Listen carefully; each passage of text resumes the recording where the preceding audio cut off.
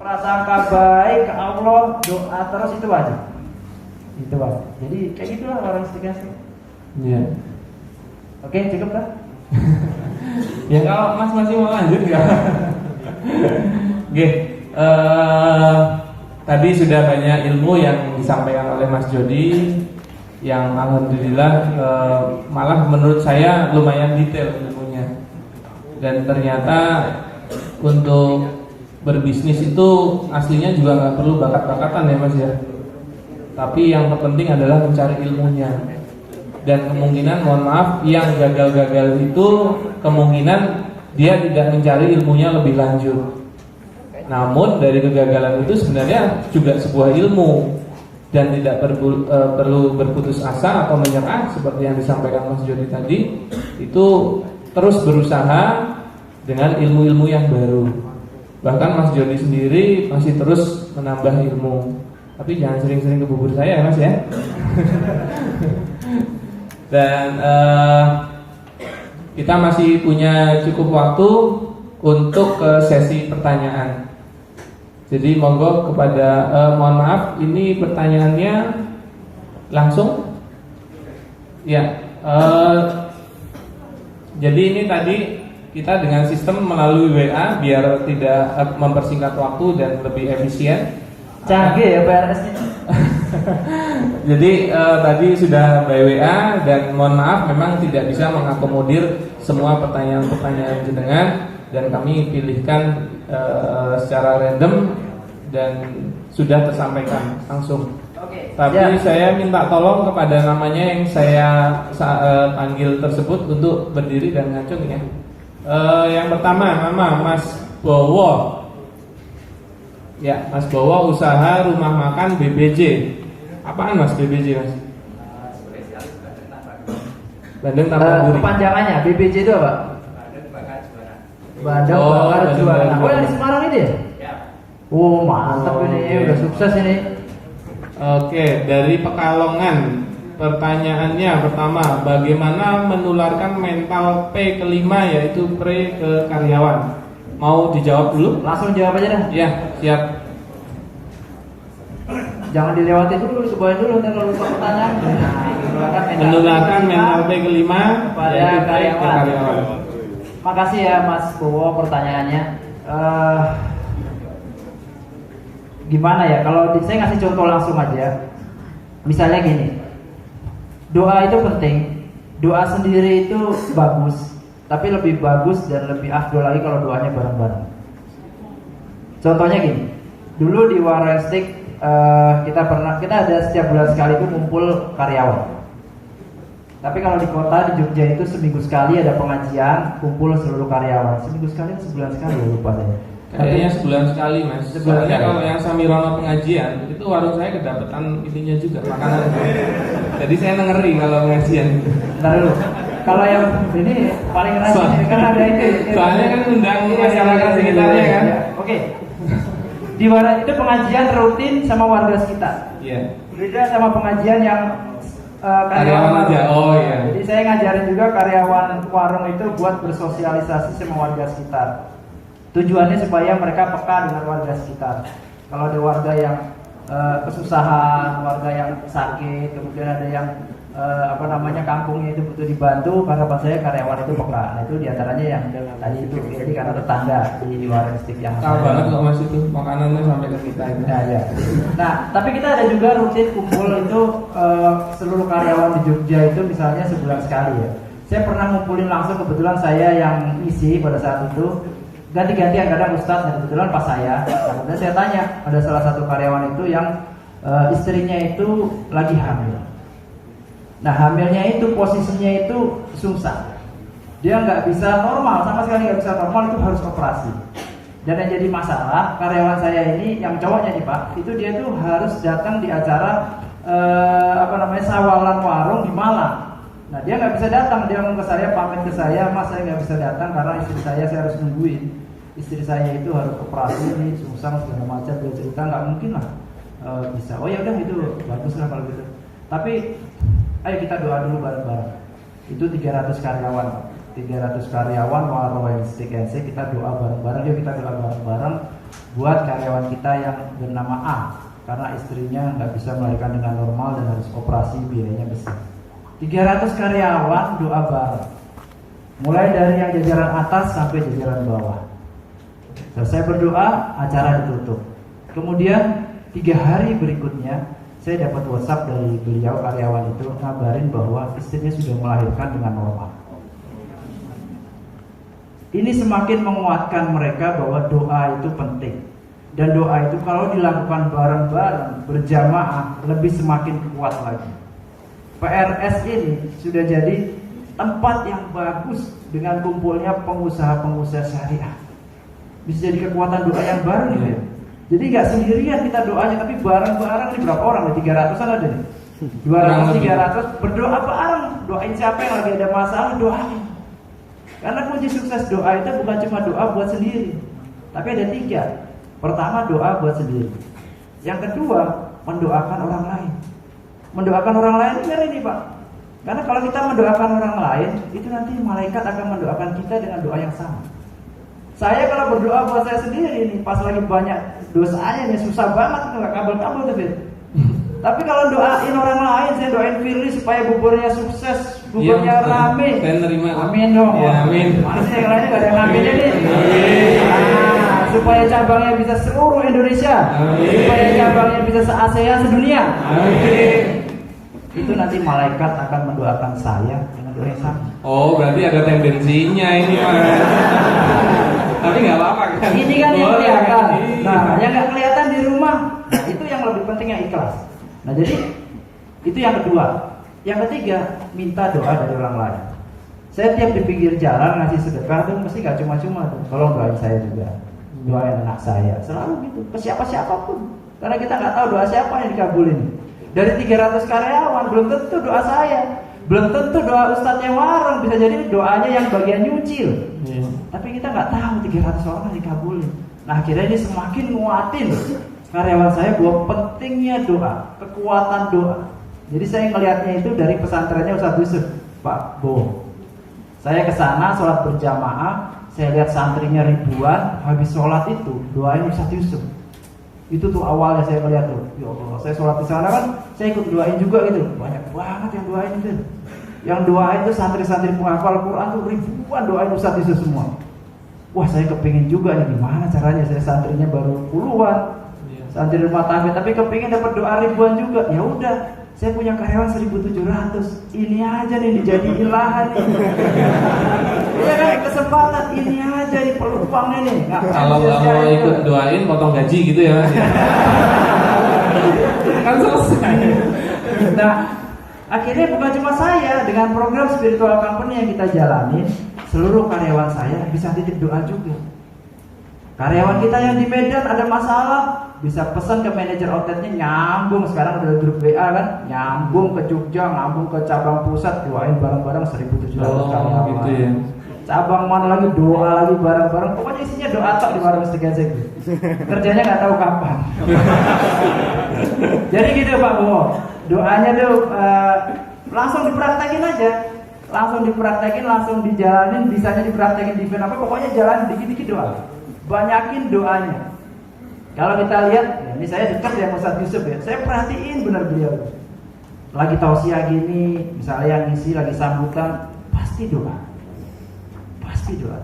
Kalau pernah sholat jamaah sama Ustadz, misalnya berdua atau bertiga, ketika sujud terakhir, itu doanya lamanya luar biasa Pak. Sampai kadang-kadang pegel saya di leher.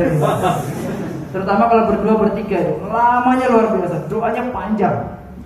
Saya pernah nanya, Ustaz, kok doanya apa aja sih, panjang banget Ustaz? Ya Mas Jody kalau nggak hafal, aminin aja dalam pasal-pasal itu. Akhirnya dia udah amin-aminnya sampai pegel ya. Benar Pak, doa itu yang paling utama dan langsung jalanin aja, action aja. Makasih Pak Bo. Ditunggu Bandungnya ya. Sudah tahu alamatnya Mas Jody belum? Oke, yang kedua Mbak Arvina. Orangnya mana? Oh iya, Mbak Dina. Pertanyaannya, usahanya belum ada ya Mbak ya? Calonnya juga belum ada ya? Teman saya soalnya. Iya. Pertanyaannya bagaimana memulai spiritual company-nya? Kemungkinan juga masih nyambung. Wah, spiritual company ini kalau dijelasin di sini panjang kali lebar nih. Saya bikin seminarnya aja, bikin acara kumpul bareng pengusaha kemarin di Pakem, bahas tentang spiritual company itu 2 hari, Bu. 2 hari itu dari subuh. Ini nggak bisa Mas mentok jam 10 ini Mas. Ya saya juga mau tidur.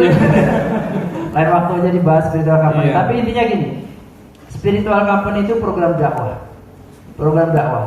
Dakwah itu bukan cuma tugasnya ustadz, tapi tugasnya semua orang itu buat dakwah. Termasuk saya, termasuk Firly juga. Dakwah itu yang paling ringan aja. Dakwah itu kan tujuannya apa? Ngajak kebaikan. Apapun itu, ngajak kebaikan. Spiritual company, saya melihat dulu di awal karyawan kita itu banyak yang gak jumatan. Cowok semua loh karyawan warung stick itu, dan banyak yang gak jumatan. Kita udah berusaha warung stick ngasih spelling waktu, khusus hari Jumat bukanya jam 1 siang. Ya, kalau hari Jumat ya. Jam 1 siang kita bukanya. Tapi jam 11 kelihatannya mereka udah mandi nih. Jam 11 keluar pergi, wis karyawan kita soleh-soleh. Main ke mall, Mbak. Jadi yang begini-begini nih yang bikin saya jengkel itu nih. Gimana nih karyawan? Sholat juga, Pak, masih bolong-bolong. Kemudian nyuri-nyuri, ini yang paling bahaya nih. Satu cabang kita rata-rata karyawannya 15 sampai 20 karyawan. Mereka tinggalnya di hotel. Jadi mereka bisa bangun tidur bikin kopi. Nanti agak siangan dikit bikin stick. Malaman dikit temennya datang bikinin stick lagi. Bisa banget itu di warung stick kan sih. Nah bisa dibayangin tuh kalau 17 karyawan semuanya kayak begitu. Warung stick and stick yang untungnya dikit. Gitu. Ini nggak percaya pilihnya, Wah. Tapi kan pengkalinya banyak, Mas. Nah, itu selesai kan. Iya. Ini paling aja nih. Kalau sama-sama pengusaha gini, tahu kelemahannya apa tahu. Tapi ya di warung stick itu marginnya sekitar 10 sampai bersih ya, Bede. 10 sampai 15%. Marginnya cuma 10% loh, bersih. Jadi marginnya warung stick sama pajak itu sama. Pajak itu 10% juga loh. BPN itu 10%, makanya saya sering jengkel juga gitu. Mereka kerja apa-apa, ngambil 10% gitu. Tapi nggak ngajak demo kan ini Mas? Enggak. Saya ngajak semua bayar pajak. Ngajak semua bayar pajak. Tapi bayarnya berapa? Itu saya sendiri-sendiri. Jadi gitu, Mbak. Program dakwah apa yang bisa kita lakukan saat ini, lakukan aja. Misal kita lihat karyawan kita pada ngerokok, wah kita nggak seneng nih ngeliat karyawan ngerokok nih, karena nggak baik buat kesehatan, buat keuangan mereka juga nggak baik. Ya udah bikin aja program berhenti merokok. Nah gitu aja yang paling ringan nih, berhenti merokok. Ini masih banyak yang ngerokok kelihatannya kalau di sini wajah-wajahnya, atau udah nggak ada yang ngerokok? Kurang tahu. Nah di warung stick program pertamanya spiritual company itu berhenti rokok, berhenti merokok.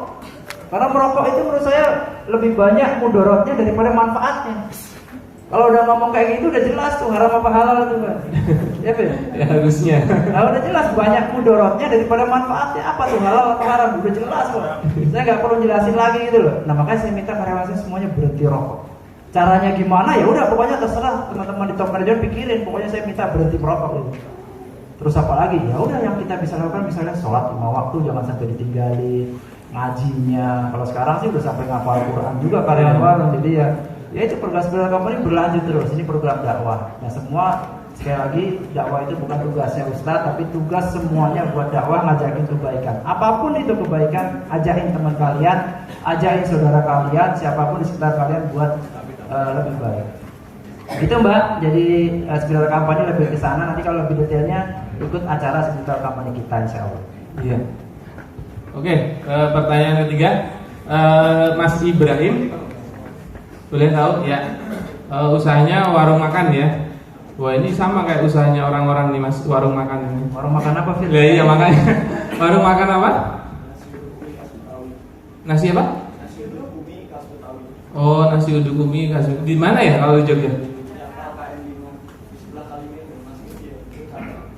Oh yang sebelahnya roti apa? Yang kuki itu ya? Iya saya sudah pernah makan situ. Aku bingung gitu loh Mas, masa bubur terus kan ganti-ganti. Kalau lagi ada duit makannya keluar, kalau enggak makan bubur aja. Pertanyaan, bagaimana membangun tim di awal-awal usaha? Ketika usaha mulai berkembang, saya kesulitan mencari kru. Ada saja masalah yang timbul yang membuat keluar masuknya karyawan. Kalau ini menurut saya memang klasik ya. Dalam artian semua usaha pasti akan ada permasalahan di area itu.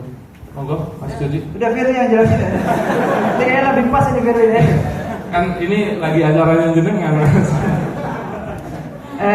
Ya begitu, ini masalah ya, hampir semua seperti itu. Tapi penting juga karyawan itu dimotivasi.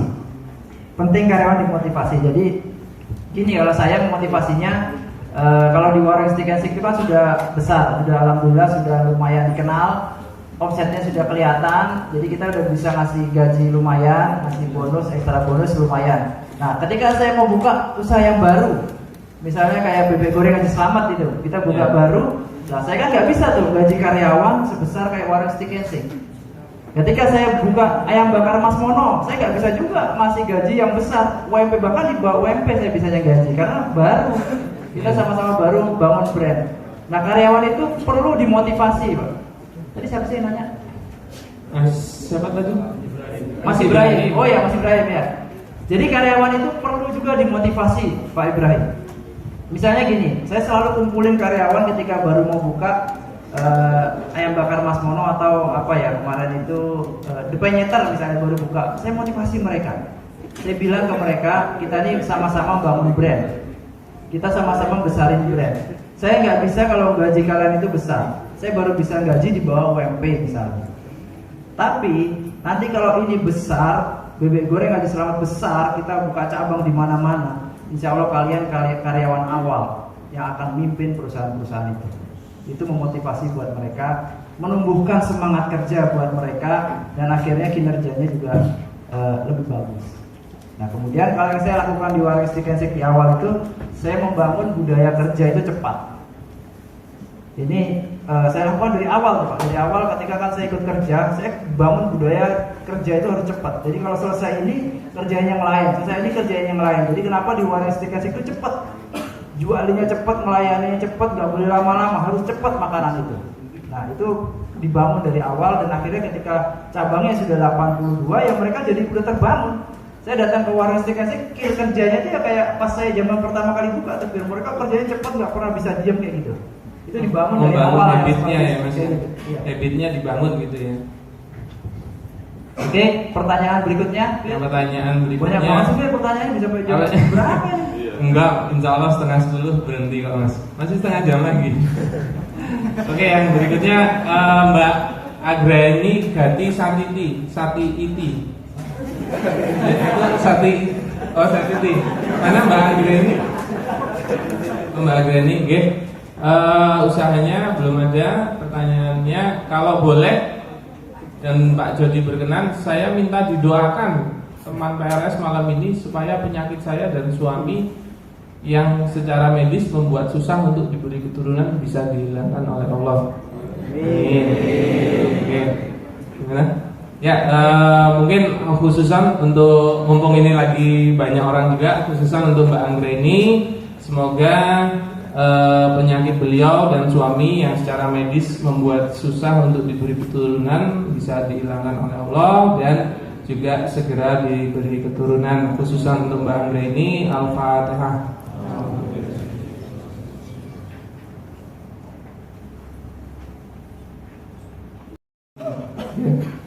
Memang rasanya beda ya Mas ya kalau doanya bareng itu ya, lebih semangat. Jadi perasaan kebersamaannya itu jadi lebih tinggi. Ya, kita beralih ke pertanyaan yang berikutnya. Berarti nggak ada pertanyaan ya Mbak Anggreni ya, cuman request doa aja ya. Oke. Yang berikutnya Pak Afif Sabili, jual iPhone dan ternak perkutut. Oh, ini nyambungnya di mana ya? Ya perkututnya pakai iPhone gitu ya. Boleh. Oke, Pak Afif Sabili yang mana orangnya? Oke. Perkututnya nggak dibawa ya Mas ya? Pertanyaan, bagaimana menentukan anggaran dana untuk promosi? Nah, ini teknis nih Mas, kayaknya dengan kompeten kalau yang ini. Bagaimana menentukan anggaran dana untuk promosi? Ya tiap usaha itu pasti punya anggaran buat promosi, beda-beda besarnya. Ada yang 2%, ada yang 5%, ya kisarannya segitulah, antara 5% sampai ada 2%, 1%. Kalau di Warung Steak and Shake di Spiritual Company ini malah kita anggaran promosinya besar, tapi promosinya ini dialihin buat kegiatan Spiritual Company. Misalnya tablik akbar itu juga masuknya di promosi juga. Promosi juga tablik akbar itu. Jadi kemudian apalagi kajian-kajian bulanan, kajian mingguan di cabang itu juga masuknya gitu ya Mas ya? Iya, masuk di promosi juga Mas. Jadi agak besar promosi. Nah, ini bisa ditiru juga ya teman-teman bikin kajian-kajian gitu. Karena bisa kita perhatikan di Indonesia itu muslimnya itu banyak. 85%. 85% itu muslim. Tapi ya niatnya jangan promosi kali ya, nanti malah gak dapat pahalanya itu. Tapi ya ada benernya loh, maksudnya saya perhatiin ya, kita bikin kajian, kita ngundang Ustadz A misalnya. Ustadz A ini datang ke outlet, dia tahu keadaan outlet kita, dia tahu karyawannya, dia tahu makanan yang kita jual, bahwa makanan kita itu halal, berkah, segala macam kebersihannya. Ustadz ini tahu. Nah otomatis Ustadz ini jelasin ketika dia ada ceramah di mana ngomong makanan itu mesti bahas Warung Steak and Shake gitu. Padahal nggak ada pesan sponsor, nggak ada di mana. Tapi otomatis itu. Kalau nggak percaya lihat aja Ustadz Yusuf kalau ceramah. Sebutin terus gitu loh. Saya nggak pernah minta itu, tapi ya beliau sebutin lagi. Ini promosi gratis loh. Iya. Ya, bisa ditiru nih, bener nih. Ustadz yang di Jogja misalnya bikin acara aja di perusahaan kita. Berarti mensponsori acara-acara seperti itu ya? Misalnya kayak gitu. Oke. Gitu tadi Mas siapa? Ini cepat banget sih dianunya pelan-pelan. Pak siapa tadi? Pak Afif ya. Itu ini promosinya buat iPhone-nya apa untuk perkututnya ya? Oke, yang berikutnya ini Mbak Uta atau Mas Uta ya? Mas Uta. Oke, Mas Uta. Apa ini Mr. Car? Boleh, ya betul. Itu di bidang apa ya? Oh, cuci mobil panggilan. Berarti jenengan termasuk cowok panggilan ya? Oke. Jadi kawan-kawan saya panggil mungkin gitu. Agak meluruskan pertanyaannya. Bisa dibantu Mik mungkin? Pertanyaannya kapan menentukan kita siap buka cabang ya? Bukan itu pertanyaan saya yang saya maksudkan. Mungkin Iya, gimana? menurut saya kan kebetulan ini usaha baru. Mas tunggu mic-nya Mas, bentar Mas. Sudah. Sambil berdiri ya? Berdiri Mas Uta. Biar pada lihat semua. Belum nikah kan? Kayaknya. Assalamualaikum warahmatullahi wabarakatuh. Waalaikumsalam warahmatullahi wabarakatuh. Oke Mas, saya cuma pengen meluruskan aja lah pertanyaannya, karena saya bukan menaikkan seperti itu pertanyaannya. Pertanyaan saya cuma sekedar gini, kebetulan kan usaha ini usaha baru, baru saya rintis dan baru mulai awal tahun 2016. Nah pertanyaan saya ini cuma intinya dalam membuka usaha baru itu kita harus sampai berapa tahun menunggu usaha itu sampai terlihat ini suatu usaha yang berpotensial bagus di pasar mungkin di wilayah Yogyakarta. Kayak tadi Mas Jody kan usahanya gonta-ganti. Nah, kenapa kok bisa berganti dari satu ke yang lainnya tuh loh? Apa yang menjadi parameternya? Ya, betul itu. Itu aja. Oke. Terima kasih. Assalamualaikum warahmatullahi wabarakatuh. Waalaikumsalam warahmatullahi wabarakatuh. Banyak Mas ukurannya. Saya misalnya apa ya, kalau ceritanya panjang banget ini Mas, tapi kira-kira gini lah, buka cabang itu kan udah kelihatan tuh. Begitu usaha kita udah mulai rame, ya udah itu waktunya buka cabang. Kelihatan sih sebenarnya. Tapi ya sulit juga ya, ini feeling juga nih, feeling juga. Warung Steak and Shake itu setahun loh Mas omsetnya segitu. Sampai dulu sempat, wah ini terusin nggak ya, apa kita jual aja ya. Sempat juga begitu gitu loh. Tapi kemudian begitu booming gitu, kelihatan booming itu langsung jalanin terus buka cabang terus. Itu buka cabang juga, saya buka cabang itu ketika udah emang benar-benar rame baru kita buka cabang. Bukan kondisinya itu masih sepi kemudian supaya bisa lebih dikenal lagi brandnya buka cabang, enggak. Saya buka cabang itu ketika outlet itu benar-benar sudah rame, sudah waktunya buka cabang, baru kita buka cabang. Di kota-kota lain juga kayak gitu juga, di Palembang, di Pekanbaru kita buka satu, kalau belum rame ya kita nggak buka cabang. Tapi begitu udah mulai rame, nah baru kita buka cabang kedua, ketiga, keempat. Jadi tolak ukurnya gitu aja. Kalau di usaha-usaha sebelumnya, ya saya melihat itu menurut saya udah nggak bisa dikembangin gitu loh. Kemudian ada pertimbangan-pertimbangan yang lain, saya mau serahin ke karyawan saya jual ke karyawan saya buat jalanin karena sistemnya nggak bisa saya buat sistem yang baku yang bisa saya tinggal gitu loh mas. Jadi akhirnya karena saya nggak mau juga kan ngurusin usaha tapi sayanya harus di situ terus kerja terus, itu saya nggak mau kayak gitu loh. Jadi makanya menurut saya itu nggak cocok buat saya. Ya sebenarnya saya juga belajar beberapa melalui guru-guru juga. Jadi opsinya untuk usaha itu ada dua, mau menjadi besar atau menjadi kuat. Nah kalau cuma mau menjadi besar itu buka cabang aja terus, tapi belum tentu kuat. Nah yang Mas Jody lakukan ini malah Mas Jody menguatkan dulu. Jadi pada saat sudah kuat, besarnya itu besar yang kuat. Jadi jangan sembarangan, oh buka cabang biar cepat gini. Sebenarnya parameternya kita secara feeling juga bisa sih melihatnya gitu. Kalau Mas Jody kan antrian sudah mulai terjadi, berarti memang secara space sudah dibutuhkan dan lain-lain. Jadi bisa lebih detail lagi. Nanti mungkin bisa hubungi saya ya. Karena saya juga belajarnya dari Mas Jody gitu. Oke, untuk yang kedua, yang berikutnya Mas Kokok. Pak Kokok, orangnya yang mana? Udah pulang? Pak Kokok nggak ada? Ini Pak Kokok kemungkinan suaminya Bu Kiki ini ya. Nggak ada Bu Kiki ya. Kalau nggak ada kita lewatin. Yang berikutnya Mas Beni Kurniawan, kegiatan usahanya kuliner. Mas Beni? Oh iya, Mas Beni beliau usahanya bebek Pondok Rahayu ya. Nah ini mungkin bisa belajar banyak sama Bebek Slamet. Pertanyaannya, saat warung penyetan di Kadipiro tiba-tiba berubah jadi warung steak, pertimbangan apa yang dibuat? Monggo. Iya. Ya pertimbangan omsetnya lebih bagusan warung steak pak. Udah itu aja saya. Misalkan begitu. Jadi yang di warung steak yang di paling dekat itu di mana itu? Di dekat pasar Kelitian. Ya, dekat pasar Kelitian itu rame itu. Nah rame sekali itu akhirnya kayaknya bukan buat sih masih ya. Bagus ini. Ya udah kita pakai buat warung steak ini. Alhamdulillah kan rame juga. Dua-duanya tetap rame. Ya pertimbangannya gitu aja pak. Saya mikirnya nggak susah pokoknya. Pokoknya dibikin simpel aja lah kalau usaha itu jangan dibikin ribet ya. Ribet ya Mas ya. Oke, itu Pak Beni. Kemudian berikut Mas Ade Rahmat, yang mana? Oke, Mas Ade Rahmat kegiatannya online shop masker wajah. Spesifik ya, masker wajah aja. Masker wajah spirulina. Oh gitu. Kelebihannya apa? Kalau pakai maskernya jadi ganteng gitu enggak? Jadi cerah aja seketika. Oh gitu ya. Berarti dua ketika udah nggak cerah lagi, cuma seketika doang. Pertanyaan, mana yang lebih baik buka usaha yang itemnya sudah umum, yaitu nasi goreng, cilok, mie ayam, bubur? Enggak itu enggak boleh.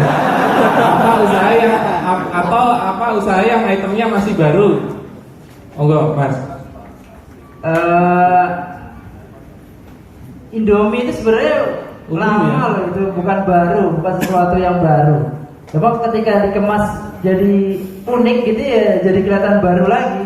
Jadi sebenarnya kalau mau milih yang baru apa yang lama ya cari aja yang orang tuh banyak senang gitu loh. Orang tuh banyak senangnya makan apa sih kalau di kuliner begitu. Orang tuh hobinya tuh yang paling susah tinggal itu makan apa, ya udah jualan itu aja, itu pasti laku gitu. Tinggal dikembangin aja kreativitasnya. Ya kayak tadi tuh Indomie tuh bener-bener pilihan anak saya itu susah banget tuh ngilangin makan Indomie tuh kayak kalau bapak yang ngerokok itu suruh berhenti rokok tuh. Susahnya setengah mati tuh, makanya rokok itu kan paling laku gitu. Makanya kenapa orang terkaya di Indonesia itu pengusaha rokok. Padahal pengusaha rokok tuh gak ada yang rokok, tahu gak?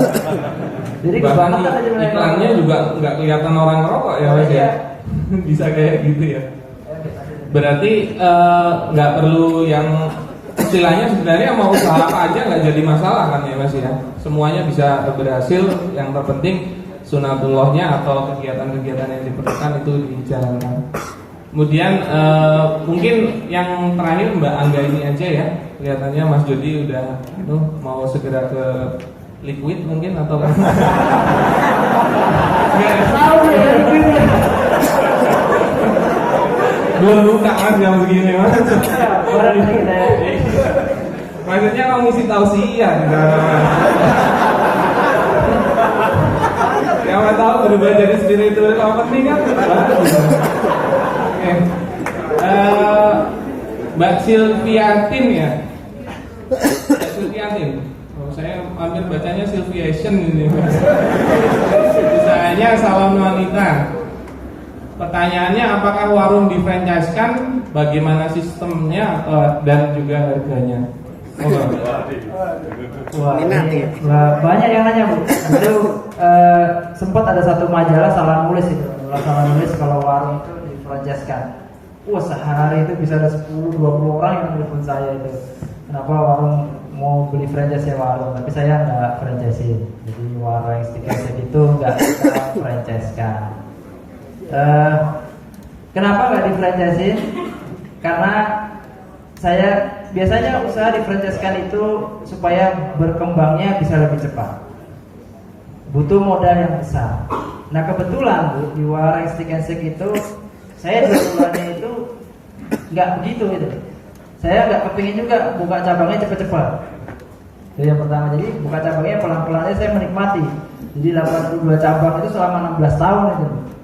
Kalau mau franchise harus bisa 3 tahun, 82 cabang itu bisa banget. Kayak abnormal itu dia punya rencana itu kembali cabang sampai 100 cabang dalam waktu 2 tahun. Padahal satu cabang modalnya 3,5 miliar.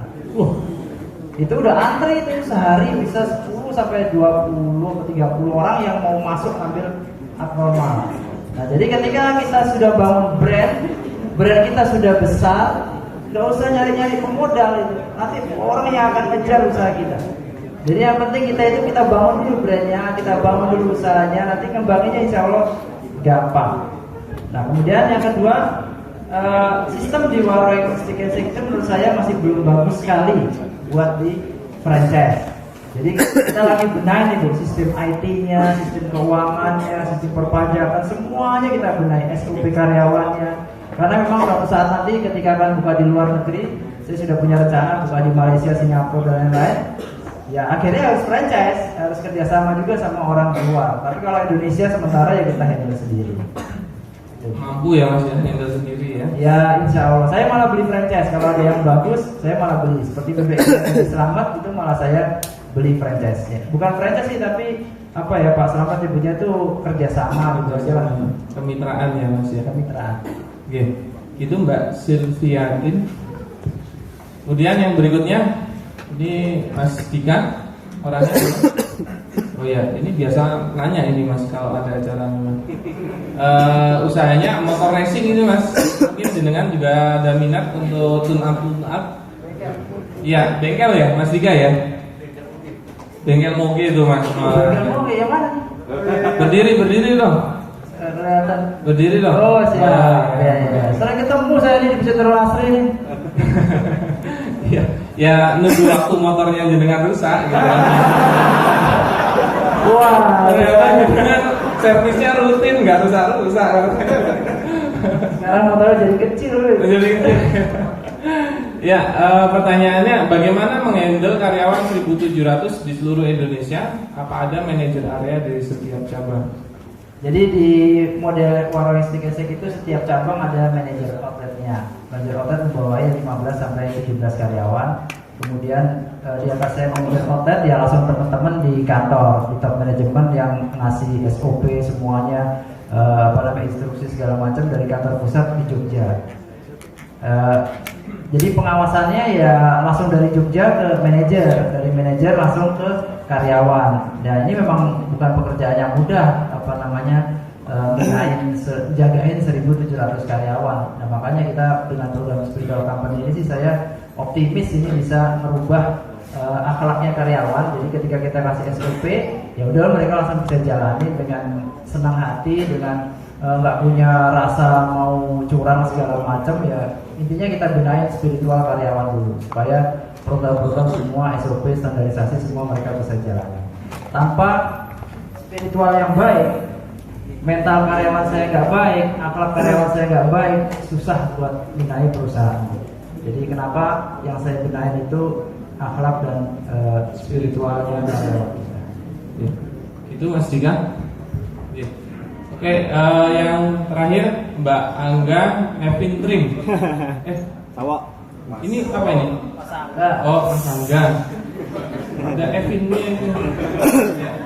Usahanya Gavinsa Sofa atau pengrajin sofa.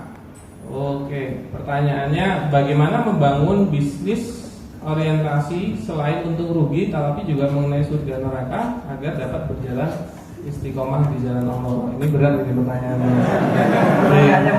Perlu saya nggak jawab? Oh, jangan. Nanti bingkisannya buat jenengan soalnya bukan buat saya. Wih, berat nih pertanyaannya. Kayaknya terakhir ya beda. Iya, nggak apa-apa deh. Sebentar lagi udah 9:30.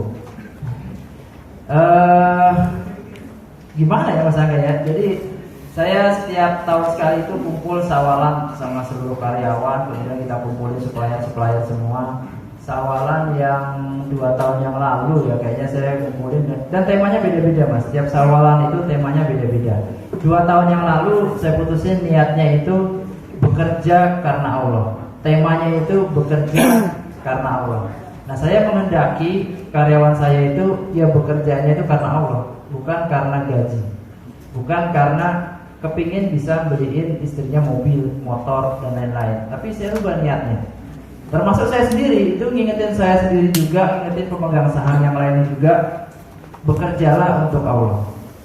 Jadi maksud saya, kalau kita bekerja untuk Allah itu insya Allah semuanya itu dapat. Akhiratnya dapat, dunianya dapat. Tapi kalau karyawan saya bekerja hanya kepingin gaji tok, ya udah dapatnya gaji tok. Padahal saya udah niatin di perusahaan saya berapa persennya itu buat rumah tangga, berapa persennya itu buat dakwah. Nah, karyawan saya yang kerja di Waroeng Group, yang mereka niatnya karena Allah, kan otomatis dapat pahalanya dari rumah tangga. Otomatis dapat mereka pahalanya dari ngajinya santri, pasti dapat loh. Nah, jadi niat itu penting. Saya ingetin diri saya ingetin Firly, teman-teman pengusaha dan calon pengusaha di sini, yang niatnya tadinya usaha karena pengen uang aja, rubahlah. Niatnya bekerja karena Allah, bisnis karena Allah. Insya Allah nanti dunianya dapat, akhiratnya dapat. Zaman dulu ketika Rasulullah hijrah dari Mekah ke Madinah, banyak sahabat-sahabat yang hijrahnya itu ada karena wanita, dapatnya ya cuma wanita, istri aja. Ada yang karena harta, dapatnya harta aja. Tapi ada sahabat yang hijrahnya itu karena Allah Subhanahu Wa Taala. Semuanya dikasih, istrinya dapat, malah poligami juga, hartanya dapat, jangan di sini Mas. semuanya dapat. Insya Allah akhiratnya apalagi dapat semuanya.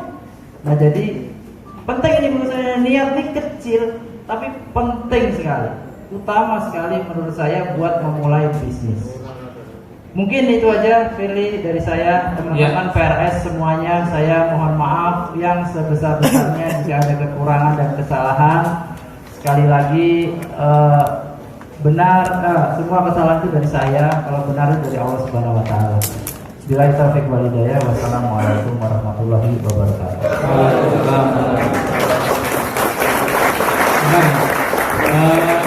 Nah, tolong. Ya, tadi alhamdulillah Mas Jody sudah membagikan ilmunya. Yang di awalan ada 4P plus 1, itu produk, price, promosi, place. Itu menjadi parameter awal untuk bagaimana dalam membangun usaha. Dan tambahan dari beliau tadi ada yang namanya